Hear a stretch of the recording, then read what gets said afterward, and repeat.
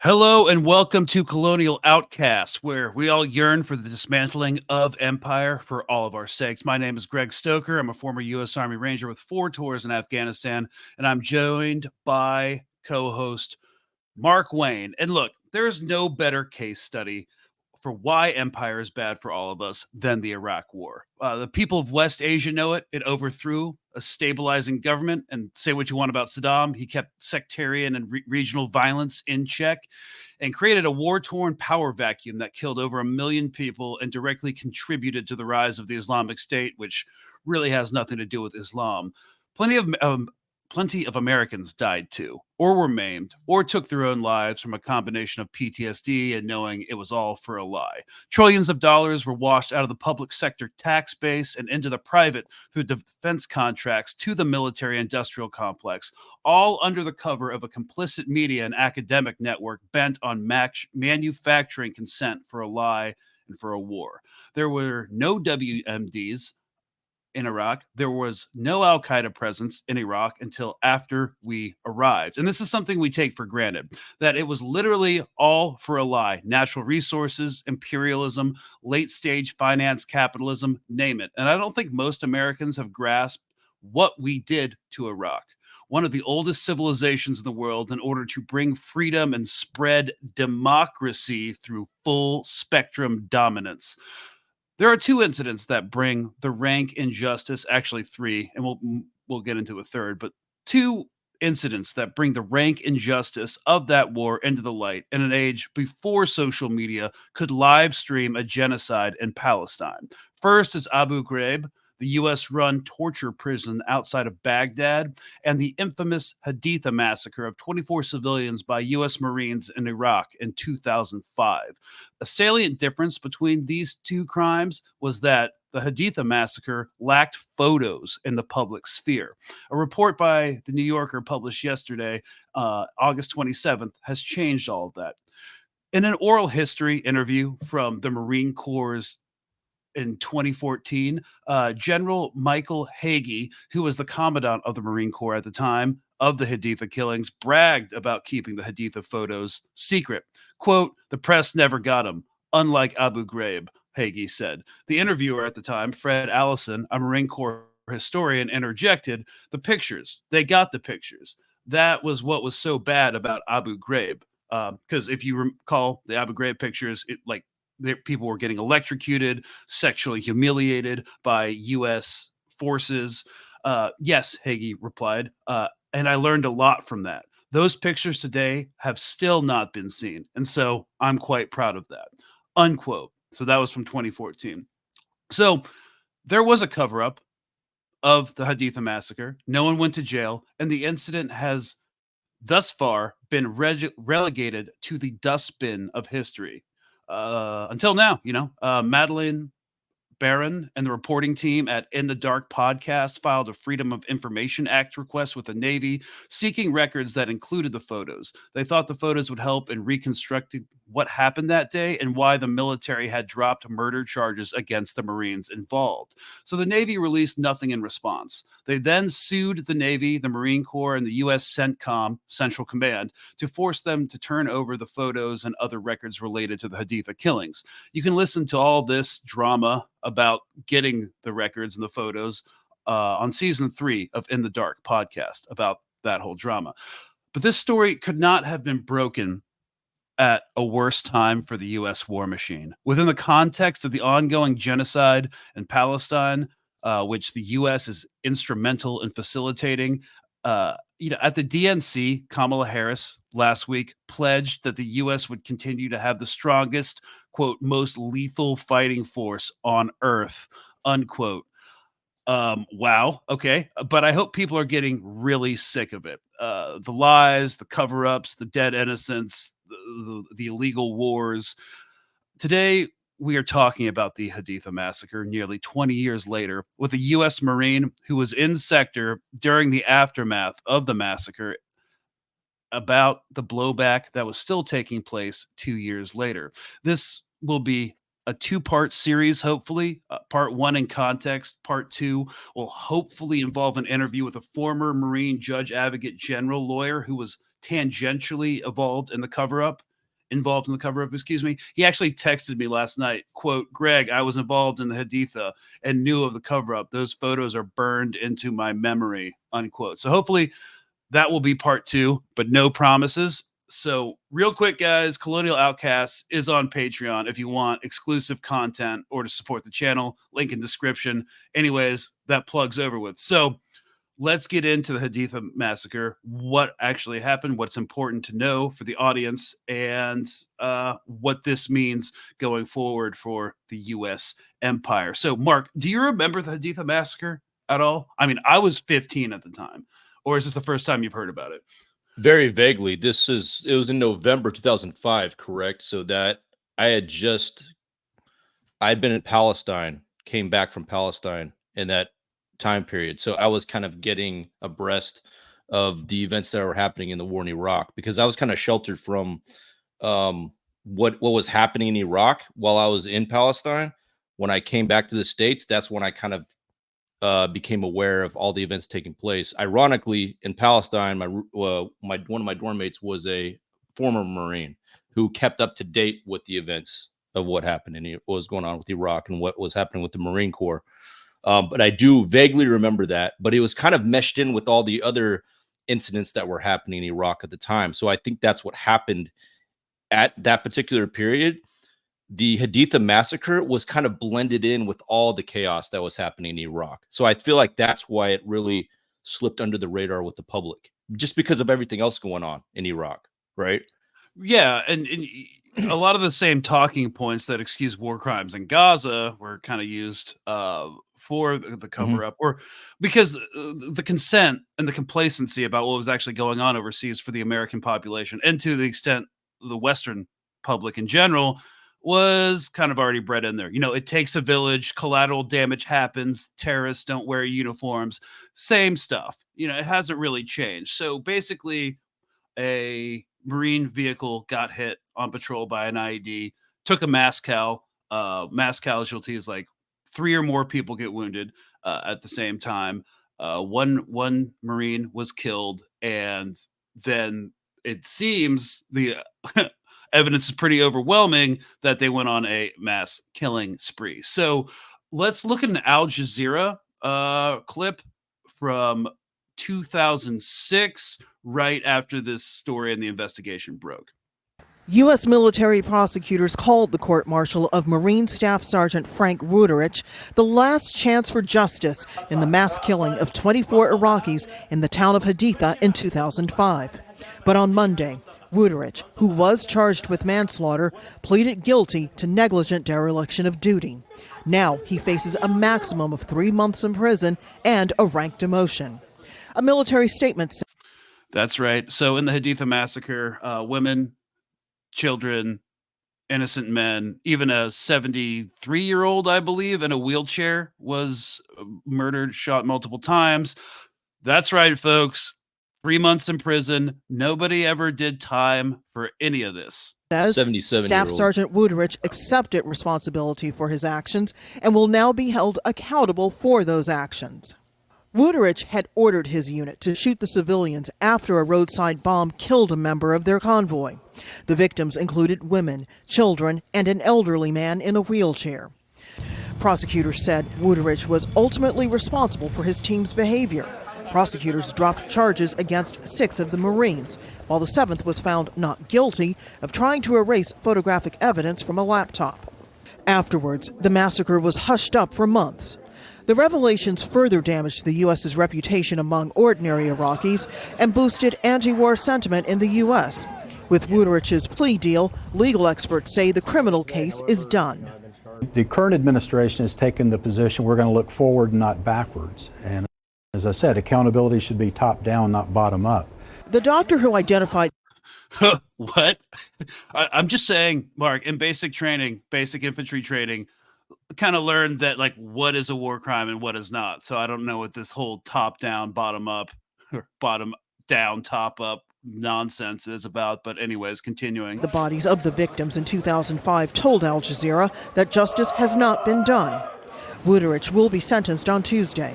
After so much time, the final chapter of the Haditha massacre is coming to a close in the U.S., but not in Iraq, where the news that no one is facing any significant prison time for 24 deaths will certainly aggravate the already strained relationship between the two countries. So, yeah, the staff sergeant was the only one that was charged for the massacre. He didn't do any time. All he did was take he got busted down to private, I think. Yes, no, that's what it says on the Wikipedia page. He got busted down to private, and he took a pay cut. That's it. And of course, his career had a black mark on it for the rest of the time. But to my knowledge, based off the open source information, yeah, he's still running around. And they actually managed to get 60 Minutes a year after this Al Jazeera report managed to get an interview with him. So let's hear about his testimony on, I think, the only extant interview we have on open source. As an atrocity by U.S. troops there. But the accused, Staff Sergeant Frank Wuterich, says the action he took that day was to protect his fellow Marines. Wuterich was leading a squad through a neighborhood in the hostile town of Haditha. A bomb exploded, killing one of Wuterich's Marines, Lance Corporal Miguel Terrazas, and wounding 2 others. While searching for the bomber, the Marines killed 5 unarmed men who drove up in a car. Then they went house to house. In his only interview on 60 Minutes in 2007, Wuterich told us the Marines rolled grenades into rooms when they heard rustling behind the doors. Okay, that's kind of insane to me. I've never frag cleared anything we didn't know what was inside the room. The only time we frag cleared was if there was a barricaded shooter, and you'd know that there was a barricaded shooter because you were getting shot at. Doing that is, I'll just say, completely beyond my own military experience. Did you step in the room? I did glance in that room. What did you see? It was... He's trying to make up something. Yeah. This is a Kamala Harris moment. The bodies that you saw, can you describe them?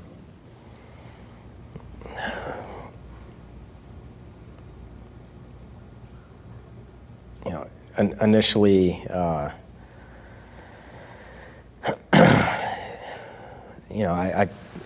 can't initially. I remember there may have been women in there. That's insane because according to the New Yorker article that was just posted yesterday as a companion to the In the Dark podcast, they labeled with a red Sharpie on the skin of each of the victims, like numbers 1 through 24, and then took photos of them. So that seems like an insane statement because I don't think they were doing this for SSE purposes, for like evidence purposes. I think what was the reason? Like a trophy? Because then they tried to delete it from their computer. One of the guys did, but they didn't get rid of the images, so they weren't submitting it for an official like post-operation SSC roll-up. I think the only reason they would have been keeping it was for trophies. Yeah, may have been children in there.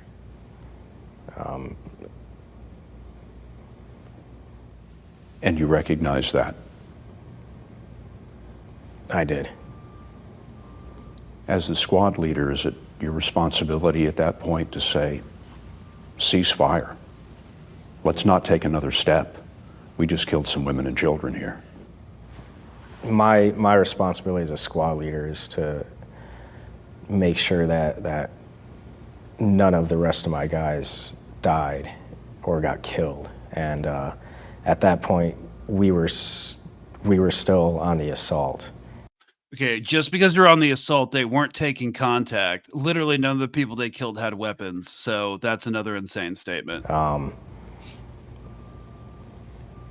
So no, I don't believe so.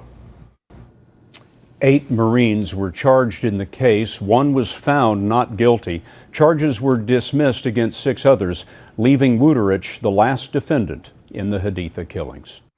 Okay, well, question real quick. Yeah, what's up? The convoy that got hit, how many total personnel were in that convoy or on the ground?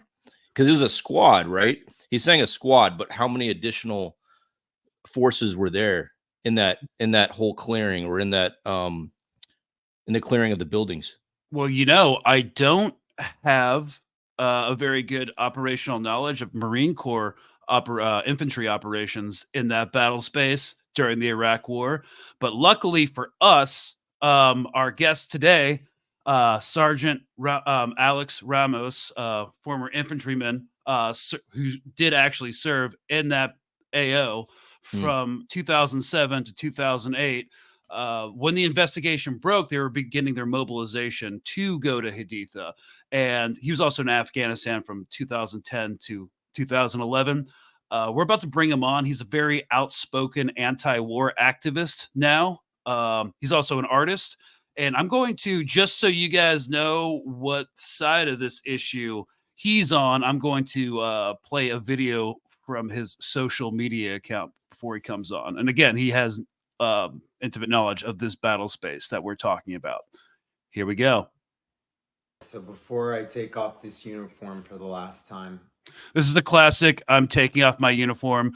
It's either taking it off or burning it, but yes, it's a symbolic gesture that a lot of us do.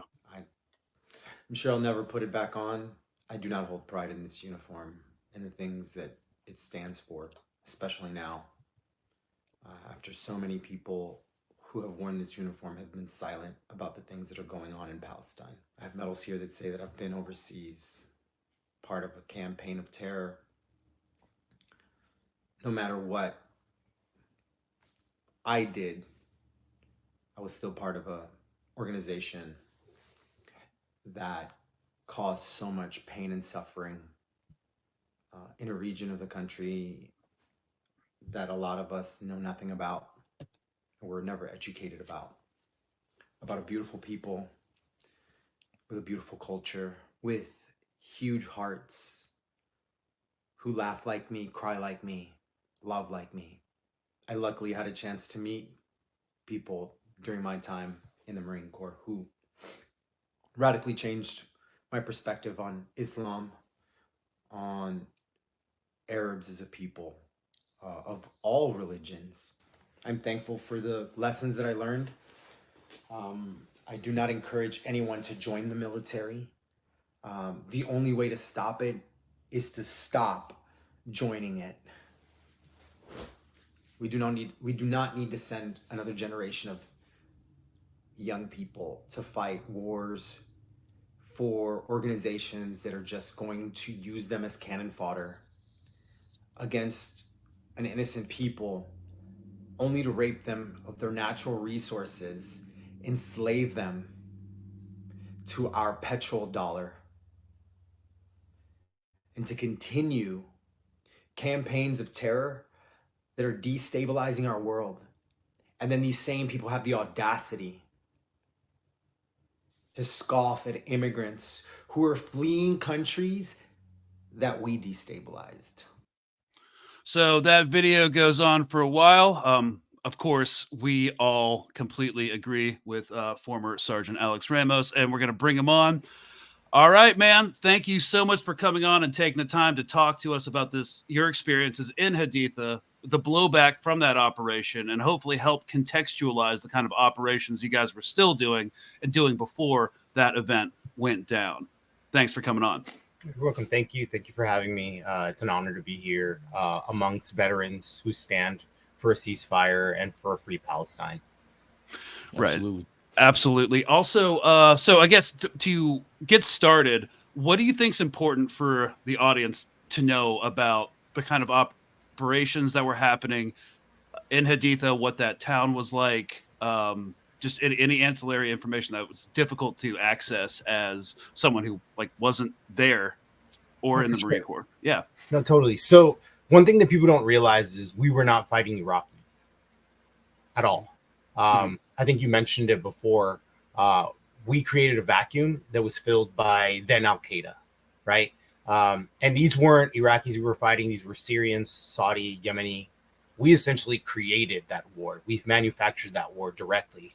And because of the destabilization that we brought in, we were essentially asking for an insurgency to happen.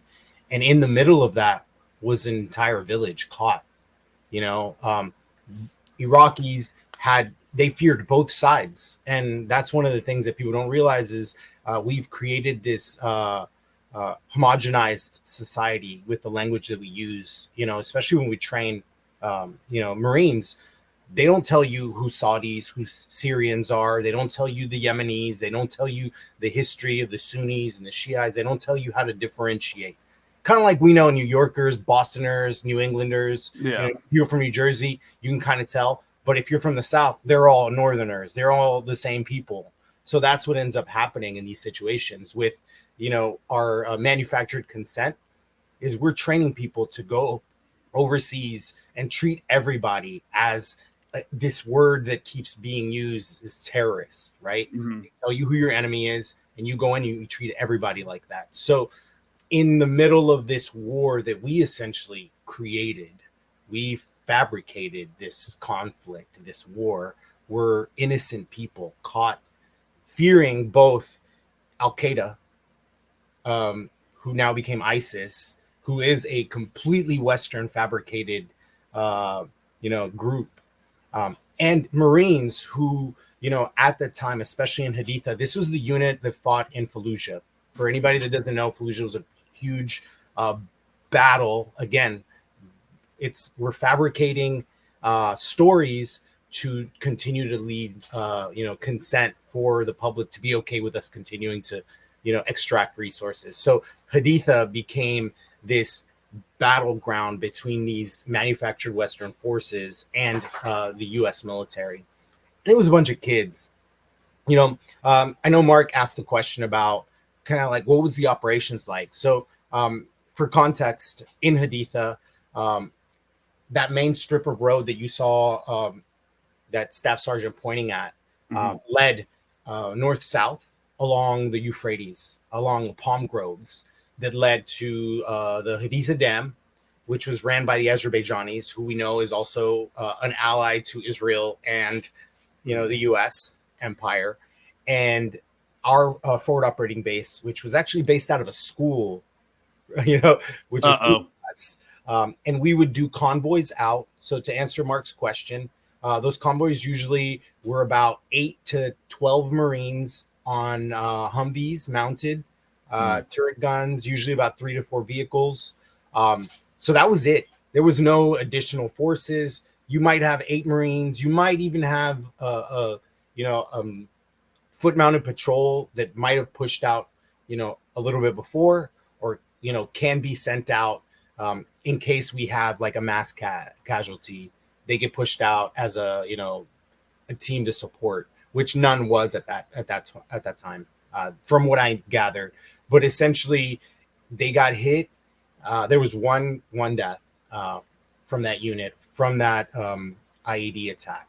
At that time, specifically around the 2007, this was actually right after a unit from, I believe, Ohio, 325, had a mass casualty where they lost 25 Marines in Haditha. So this was at the kind of like the tail end of that. And the unit that came in was 3-1, which was Fallujah. And these are guys who were in some like heavy urban, you know, fighting.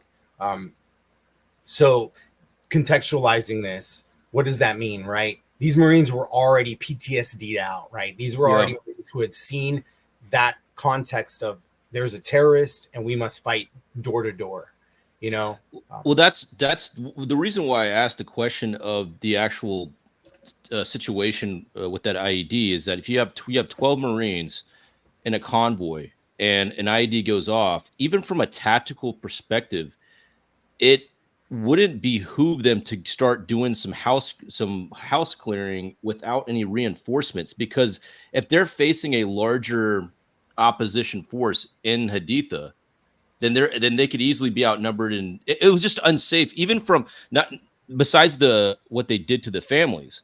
Even from a tactical perspective, you're putting your soldiers at risk by starting to do a house clearing operation, not knowing what your opposition force looks like and not having any reinforcements. So to me, it's wrong on all levels, right? Or am I off on that? No, you're not off. And to contextualize that a little bit in the happenings between 2007 and 2008, 2005 through 2008, right? I don't know if this was your experience, but a lot of people kind of make up in their minds that we were out there just like Rambo, hooking and jabbing all the time. Most of our deployments, we were twiddling our thumbs like 90% of the fucking time. Chilling on Saddam Hussein's couch in his palace and stuff. So, and that's the reality of these deployments. They're year and a half long deployments, especially in the Marine Corps. We didn't have leave. We didn't get to go home for a couple months and come back, or a couple weeks and come back. We were there for like long stints. And it is just like you're sitting around doing these, we would be doing night raids. So you'd show up to a house. It's very much like Israel does. I don't know if anybody's heard how these, former IOF soldiers would be like, yeah, we just occupy a house because no fucking reason, just to scare people, just to rattle the cage, keep people in line. So that's what was happening. They actually, from the reports that we've read, and I read a lot. I read a lot. I've read every book on the shelf. And they're all about Palestine. So they weren't actually taking fire. Right. Yeah. At all. We've established that. Yeah. From anywhere. Secondly, they were there on a peacekeeping mission. So they were at this time during Haditha, it was already the tail end of like the heavy fighting in Haditha. Units had already lost, had heavy casualties before due to our own negligence and, hot-headedness, obviously. But they were there on a peacekeeping mission, and they were literally bored to shit, God. These incidents happen, and it's really, I make up that because you have this mixed batch of Marines, right? You have these senior Marines who are, salty, who were in Fallujah. And then you've got these junior Marines trying to make a name for themselves in these units, right? Like, my senior, my sergeant, my corporal was in the shit. And they're in there hooking and jabbing. And they got their stories about war, and being able to fight an insurgency. And Fallujah was like that. And then you got these young Marines, like the rest of the crew, the people who actually pulled the trigger on the Haditha Massacre. I think really they were trying to make a name for themselves within those units. And their reaction wasn't a tactical reaction. Right. It was a combination of, I'm trying to prove myself and trying to get that badge, Like an initiation. It's like an initiation ritual, basically. Exactly. And if you read through some of the reports, some of the Marines straight up were like, using the language of, I finally got mine, I got my kills. I got my kills. I mean, I heard the same thing in Ranger Regiment, of course. I mean, I've witnessed my own share of war crimes, but never on that scale. I just think the scale of it, the lack of tactical sense, and just I've seen collateral damage, but there was literally no weapons. They weren't under fire. It was a straight up revenge for a mass casualty event. That's all it was. They lost a Marine and went ape. They went in and they executed people. From the reports, they were headshots and chest shots. But so like Mozambiquing people. Exactly. Pretty much. That's So- exactly what happened. So And they yeah. actually lined them up. So they went in, captured some of them, shot most of them, and then came back and killed people. And there were survivors that will tell the truth from the reports, from the prosecution, I guess, from the trial. They went on, and the reason why it was dismissed was the prosecutors went on the Marines' word. Just like we do with Israel right now, where we're saying, hey, Israel, you committed a war crime. Can you investigate yourself? How ass backwards is that, right? The same institution that committed the massacre is investigating itself. And they had, even the prosecutors never saw the images. So not only were they never made public, the Marine Corps prosecution never saw the images. They pretty much went on the Marines' words that they were taking fire. And the lead prosecutor, essentially, who dismissed most of the cases, went on the fact that, oh, well, the Marines were taking fire. They did what they had to do. And they never went to investigate any further. So from one of my perspectives, like growing up in a combat unit, if you're taking fire and you and people die, usually there are weapon systems left behind. So they took pictures of all these innocent people, and usually you do I'm blanking on the jargon, but men, weapons, and equipment, lay them out, see what you got, and that gets plugged into the intelligence synchronization process. So you're like, can make evaluations of like enemy force and equipment within a certain battle space, but whatever. So that's just like basic stuff. So if I'm a prosecutor or if I'm just anybody with inside that whole process and I see 24 dead civilians, because again, they marked them and took pictures of them, and there were no weapons, there was nothing, there was children. So that's kind of the worst miscarriage of justice I've heard in a hot minute. And do you think the photos they took, because they served no operational purpose, they didn't submit them for a debrief to get them plugged into the intelligence synchronization cycle, were they just trophies, do you think? They were totally trophies, and they never made it to the actual trial. The NCIS did not ask for them. No. Why would NCIS just deliberately did not ask for the photos? All the way through to the top to the trial, entirely sided with the Marines. And that's why I bring up that you're having the criminals investigate the criminals.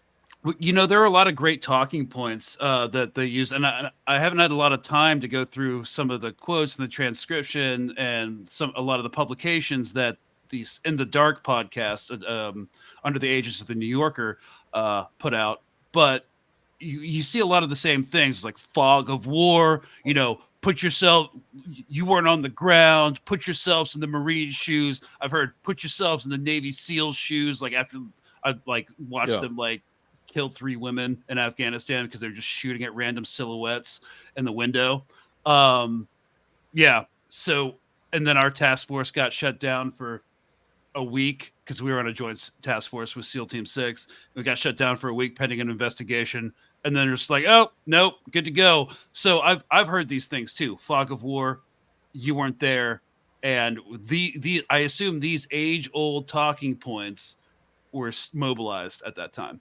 Oh, totally. And we know what happened, there. Like I said, 9 times out of 10, you weren't doing shit. You weren't taking any fire. You were you were bored as fuck. I mean, they're goofing around, just waiting, and then something happens, and then they go crazy, and then they try, they blame it on the fog of war. This idea that there is this fog where a lot of actions are calculated. These Marines, may have acted out of revenge, but then again, like I said, they're trying to meet an expectation of their superiors, and it is kind of a top down. In the Marine Corps, the sergeants run the show. They instill that fear and that mentality into their junior Marines, where hooking and jabbing, and you're out there, getting your kills, and that mentality breeds these war crimes. Where it's like, all right, who'd you kill? What'd you do? And you can tell these war stories that are essentially a fabrication and continue the manufacturing consent of our wars. Go ahead. No, yeah.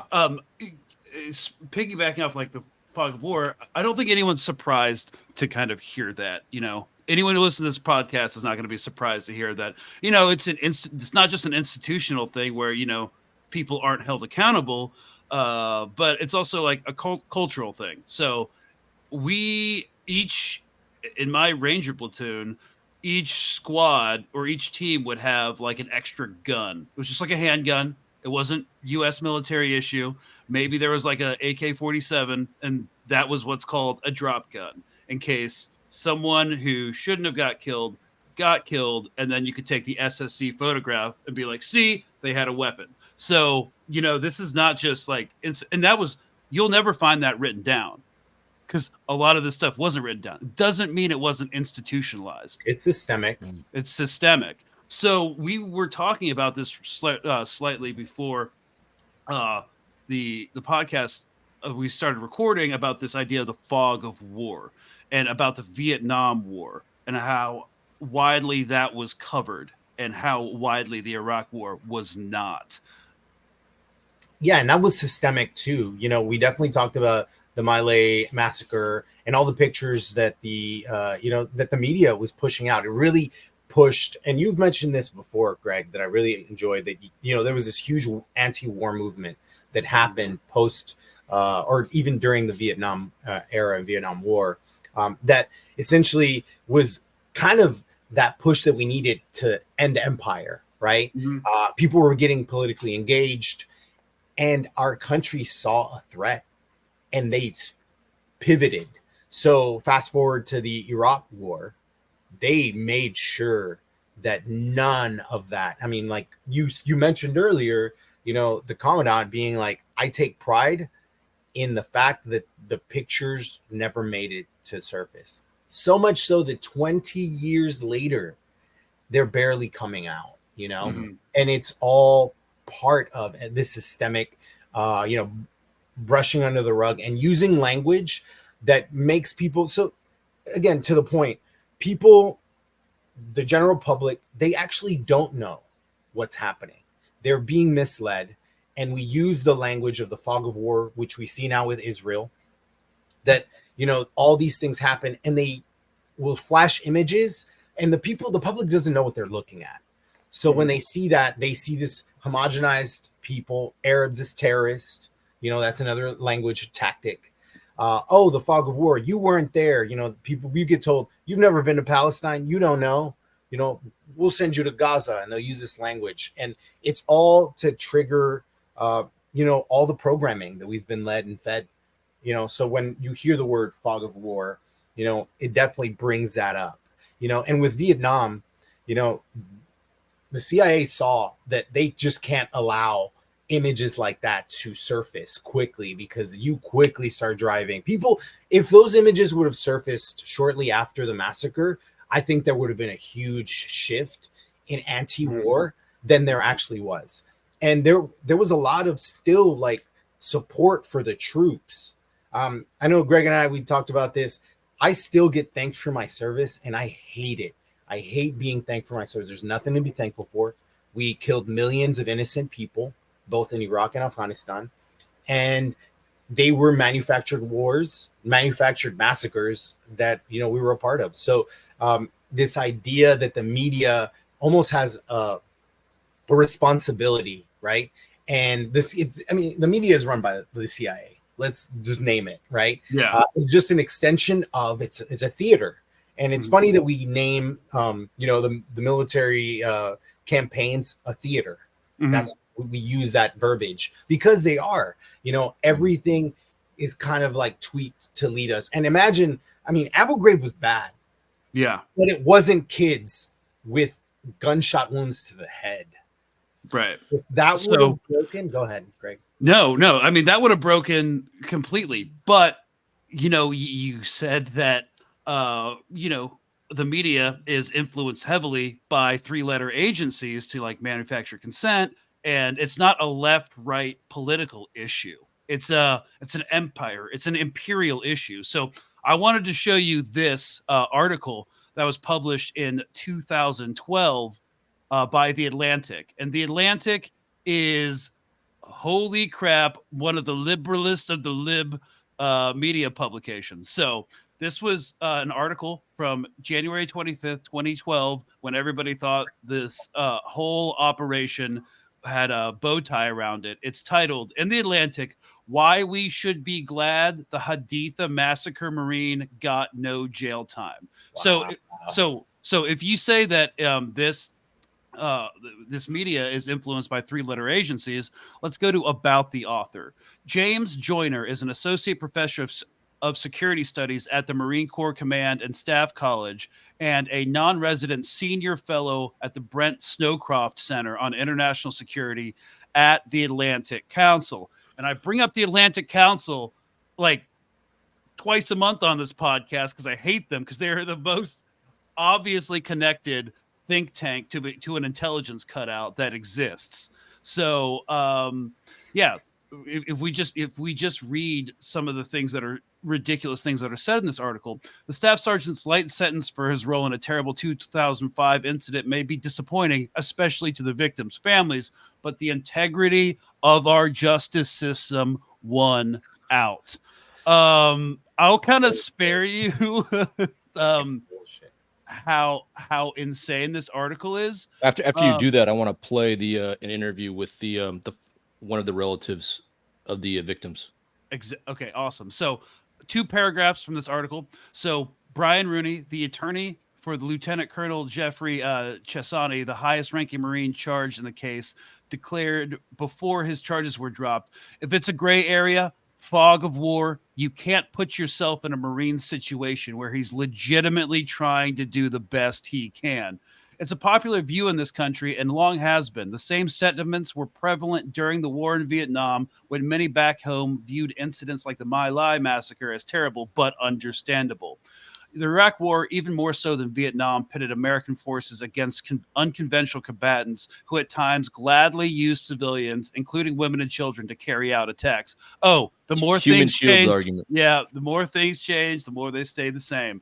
So, you know, I think that when we get to the crux of it, they do a lot of double speak.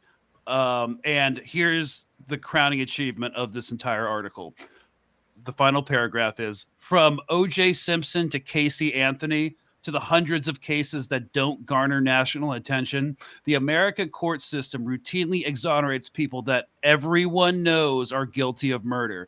Even more frequently, people accused of major crimes are allowed to plead down to lesser ones when prosecutors fear they won't be able to convict or otherwise don't want to risk going to trial. That's not satisfying. It's probably not even justice, but it beats the alternative. And that was what the Atlantic decided to publish about the Haditha Massacre in 2012. Hell yeah. So it's another lesser of two evils argument, is basically on situations. Yeah, you guys could go back and read the article if you want like a good like masterclass and saying nothing while saying a lot at the same time.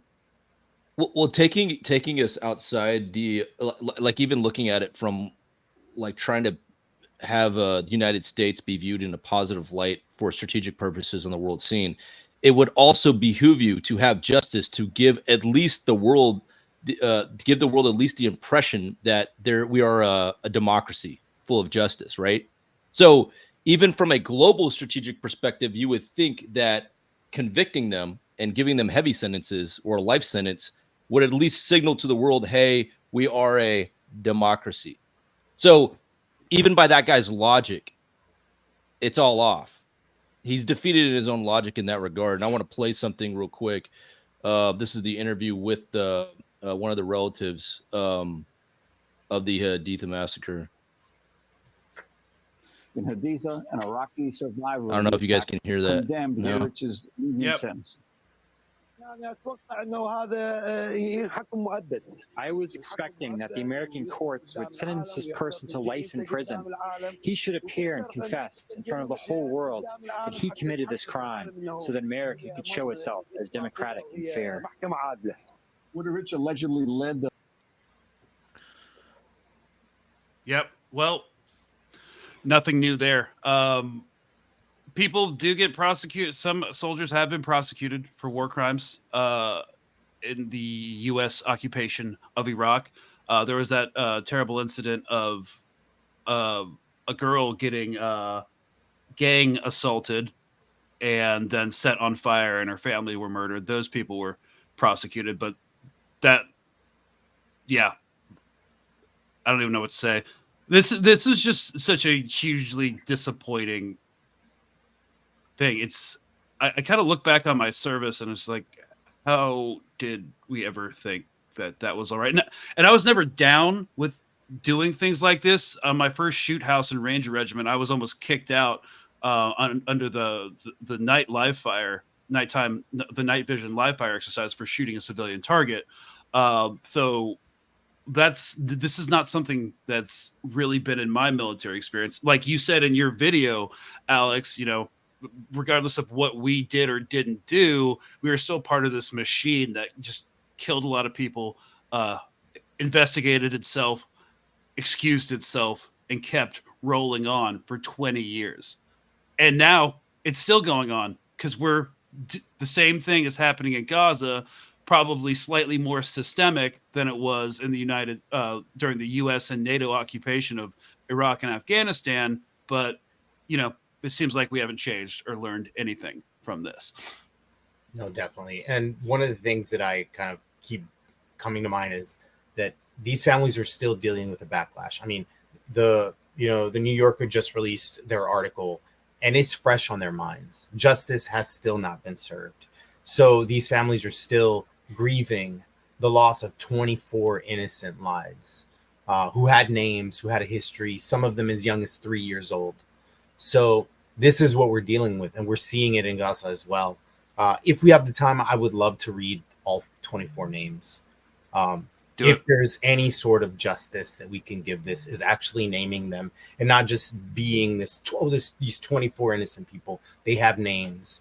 So I can do that now. Send it. Yeah. All right, let's go. I have the list. So yeah, this is definitely something deeply personal to me. Being there, I met family members of these families. So I'm going to go ahead and do my best to pronounce these names correct. Abdullah Hamid Hassan Ali, Kamisa Tuma Ali, Rashid Abdul Hassan, Jahid Abdul Hamid Hassan, Asma Salma Rasif, Abdul Walid, age 4, Muhammad Yunus Salim, age 8, Noor Yunus Salim, age 14, Saba Yunus Salim, age 10, Zainab Yunus Salim, age 5, and the youngest, Aisha Yunus Salim, 3, Jamal Ahmed, Marwan Ahmed, Khatan Ahmed, Kashib Ahmed, Ahmed Kandahir, Akmar Hamid, Fayyid, Khalid Ayad Al-Sawadi, Walid Ayad Al-Saweed, and Mohammed Badal Mahmoud. Well, yeah. So you were part of the security detail when Senator John McCain came in 2007 to talk to these families and offer reparations. So I was looking into it a little more. So the reparations that were paid out to the families, and I'm going to juxtapose this with Israel at the time, because this didn't happen in a vacuum. So they did, peacekeeping missions. We funded a soccer stadium and agriculture projects, essentially trying to cover up our crimes, right? Trying to win the hearts and minds. They only paid out $2,500 to the families per innocent life taken. And they were John McCain's mission during that time was like to show how better we had made Haditha, which is, again, is just another campaign to manufacture consent for the war, right? He showed up, shook a few hands, showed, look at this beautiful stadium, look at this stuff we did, look at these improvements to the roads we've made. We've civilized you. Yay. They're more civilized. And they use that language. There's a few articles out there specifically about his mission there. And we were on the convoy that protected him during that time. And his presence there was one of those, look, it's so safe that a U.S. senator can just walk the streets. What people don't realize is like we were on alert. Yeah. Like, do not let Senator John McCain die, or it's your fucking ass, So like, the entire unit was activated. There was, overhead watch.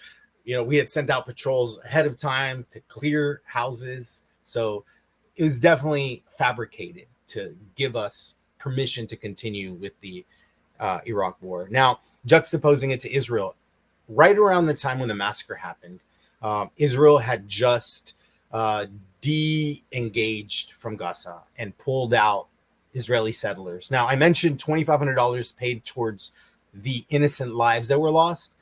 Israel, funded by the U.S., paid out anywhere from $200,000 to $300,000 per settler that were relocated in Israel from Gaza to Israel proper, or whatever you want to call it, occupied Palestine, right? So the worth of life is there, and that language that gets used in the Haditha Massacre.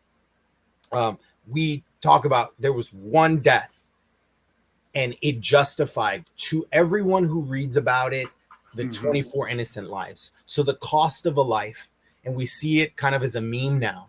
They pull up the card and like, where are you at on the Brown scale? Oh, you're a freedom fighter or you're a terrorist, right? So that language of how much is your life worth? You know, in one aspect, this massacre that happened at the exact same time as Israel's occupation of Gaza and engagement, an innocent Iraqi life worth 25 pennies on the dollar, $2,500 versus relocating an Israeli family. You can get anywhere from 200 to 500,000. There's organizations here in the U.S. that were, getting, funding to pay millions. That de-engagement from Gaza cost the American public billions of dollars, $2 billion to be more exact, to relocate out of Gaza. When I arrived in Palestine, I arrived right during the disengagement. And at the time, of course, I was a Zionist, and there was a lot of buzz on the streets that this was going to be a huge civil war type of situation between the settlers and the Israeli government. That was the talk in Israeli society, that this is going to be a contention in Israeli society. And I was kind of like interested in actually going to Gaza during that disengagement to try to be like a peace guy, the Christian Jesus dude, to create peace between the settlers and the government. That's how Zionist I was. And what's interesting is, like you pointed out, you compare it with like how spoiled those settlers were, as if even with the $200,000 per settler, they're still whining about it, that they have to pull out of Gaza. And that was the big contention in Israeli society, not the treatment of Palestinians. It was the, sorry. Yeah. So, we have human life with a dollar value ascribed to it. And the disparity between Muslims or people from a certain part of the world and people associated with our greatest ally, who was inextricably connected to the lead up and the perpetuation of the Iraq war. You can't talk about Iraq without talking about Israel. But bringing it back to the Haditha Massacre, now that this story has come out, what do you hope to see from the future, from the blowback from this and the backlash from this, Alex? Well, honestly, to show people how far empire is willing to go to excuse its actions across the world. And, Palestine isn't the only country. We've got so many genocides happening across the world. They're all intrinsically connected to imperialism. Oh, through imperialism, through and through. Even what's going on in Venezuela right now, people don't realize that the upheaval that's happening there is directly connected to our destabilization of and connected to the petrodollar, because we want the petrol underneath Venezuelan feet. Same thing with what's Iraq. going on in Iraq, that went on in Iraq and is going on in Palestine because of the oil reserves outside of Gaza, right? So I wish and I hope that as these images start making their rounds around the media, that people realize what we're doing. We are no better. We are no better than Israel. Israel is just a baby U.S. And if not, it is the U.S. Biden has an infamous speech where it's like, if Israel wasn't there, we would have created an Israel, because we needed a foothold in that area because of the petrodollar. So I hope that these images do what they should have done, and what was happening in Vietnam during that time, when these images of, napalming were happening, where people were getting activated. We're seeing it, but I feel like it got quailed a little bit with like the student protests, and then now the brutalization. as these images come to light about what we did in Iraq, that people wake up that we're no better than Israel. And that we've done so much damage and will continue to do damage if we do not, disarm, disengage, and bring empire down. I think one of my biggest hopes for this is that it just will further incentivize the younger generations to not join the military. Because if we don't have a military and the hard power to back up empire, it's going to crumble even faster. So I think, if nothing else, this will be a deciding factor for some people not to be associated with the war machine. That's my hope for this. Do I think anyone's going to be prosecuted over this? I don't feel like I'm that naive anymore. So that's my personal hope. What about you, Mark? You're bringing up a point I wanted to get to about the Vietnam syndrome, right? Vietnam syndrome was that, for those of you who don't know in the audience, is the general sentiment within the United States that we're done with war. After the atrocities in the Vietnam War and after the death by our soldiers and the PTSD, we're done with war. We're not doing it again. And if you remember, I believe it was George Bush Sr., or was it George Bush who said, "I've conquered the Vietnam War syndrome"? Who was that? I have no idea. Oh, anyway, one of the Bushes. We'll have to fact check that. I believe it was George Bush Sr. He bragged that he had defeated the Vietnam War syndrome. This is very significant because it was him bragging that finally he was able to get the American public back into the war drums, back into dancing for war. And it was a huge blow, of course, to American society and the world as a whole, because, okay, great, now we're going back into that war mentality, right? So what's interesting about this particular time period is we're entering a new age of syndrome, the GWAT syndrome, as I'm going to call it. I'm just going to call it right now, give it its own term, the GWAT syndrome. We're done with war. After Afghanistan, after the war in Iraq, and the general war on terror, and the enlightenment that we're experiencing as a society, including veterans who are leading the way on that. I will say that the veterans, of course, it's easy to just discount students who are protesting war. It's like, oh, they're just anti-war hippies. But when veterans come out and talk about war, it gains respect. It gains respect because you have to listen. Because so that whole thing about you weren't there, okay, we can use that too. We can take that term and be like, you weren't fucking there.